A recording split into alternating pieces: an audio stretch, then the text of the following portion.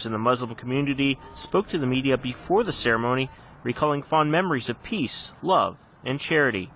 We have to give like Diya, like Yusr, and like Razan. We have to give to the community. And the best way to honor their memory is to carry on with their legacy of working with people, loving people. Today I met with the mayor, with the police chief, and with the U.S. District Attorney Office, and we trust that this investigation will not rule out any possibility, including a hate crime.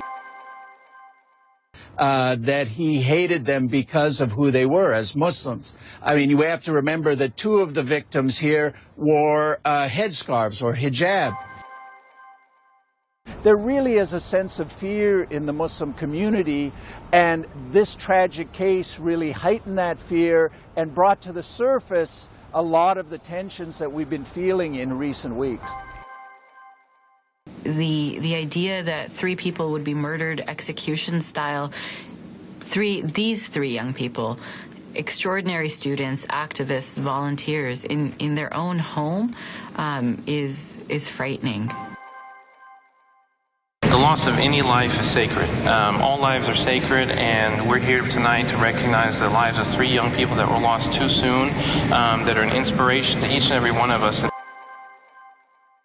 It's our responsibility as a community, a Dallas-Fort Worth, North Texas community, not a Muslim, not a Christian, not a Jew, not a black, not a white, community, a whole community to come together and stand up against hate. We're hoping federal authorities will conduct a thorough investigation into these murders. We're not saying that they're hate crimes or domestic terrorism, but they potentially could be, and we think they should explore all avenues. Yusra mentioned to the father that, that they believe their neighbor hates them and just is filled with hate. Suspect Craig Hicks professed his atheism on his Facebook page, posting anti-religious comments and pictures of guns. The killings also coincided with the federal confirmation of the death of American aid worker Kayla Mueller at the hands of her Islamic State captors. But actually lately it's probably been, we say it's actually probably the worst period in terms of Islamophobia and just anti-Muslim hate. I would challenge that statement with all due respect. With all due respect, I would challenge that statement that most terrorists are Muslims. I think we should really define the word terrorist and have a discussion, have an open discussion about what that word connotates.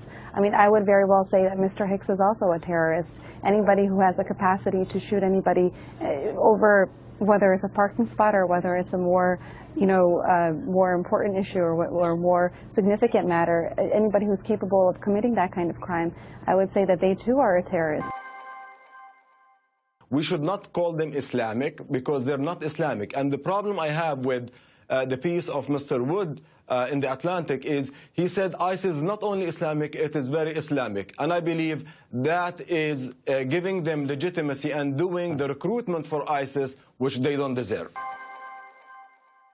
The Council on American Islamic Relations is demanding an apology from Assemblywoman Melissa Melendez. It wasn't the sentiment of the tweet she sent out. They agree with that. It was what followed, the hashtag Stand Up Against Islam. The Los Angeles chapter of CAIR says they want an apology, that to associate the faith with the death of the aid worker or any of the other hostages of ISIS or Al-Qaeda is an outrage that marginalizes an entire community.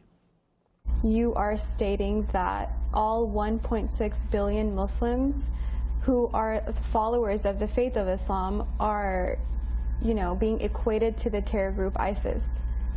So it is irresponsible and unbecoming of an elected official.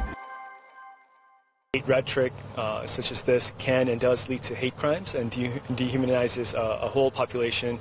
And we feel it's extremely insensitive to say something like this about a faith of 1.6 billion people. My eldest son in particular, when I told him about it, he just was shaking his head, and he was like, no one likes us. I have to have 2 talks with my children. I have to talk to them about the history of America and in terms of systematic and structural racism against black folks, and at the same time in post 9/11 America, talking with them in terms of Islamophobia. The Council on American Islamic Relations is calling for an investigation into whether a fire at an Islamic worship center was the result of a hate crime. The fire happened early this morning at the Islamic Institute on FM 1959 in Southeast Houston. It's very concerning to see something like this happen and to see it happen close to home. The Council on American Islamic Relations condemning the alleged attack, calling for the Islamic community to be vigilant. Make sure that you're paying attention to who is around and in your mosque, and to keep track of your children at all times. But a lawyer for the Council on American Islamic Relations says the message is hate based mainly on religion. It is, to be honest, very shocking to hear the level of profanity and the violence in that phone message, and more importantly, it was very threatening. The Council on American Islamic Relations is hoping that authorities investigate this as a hate crime. In fact, the phrase, "This is a hate crime," was actually spray painted on one of the doors. Now, the Council, the nation's largest Muslim activist organization, says the attacks on American Muslims, including the murders of 3 Muslim students at the University of North Carolina recently, have to be addressed by our nation's leaders. Christy. The deadly attacks in Denmark are being condemned by CAIR, the Council on American Islamic Relations, the Muslim civil rights and advocacy organization based in Washington.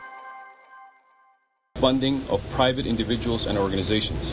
By choosing which partner to fund or collaborate with, the government may directly or indirectly be perceived as advancing one ideology or set of beliefs over others.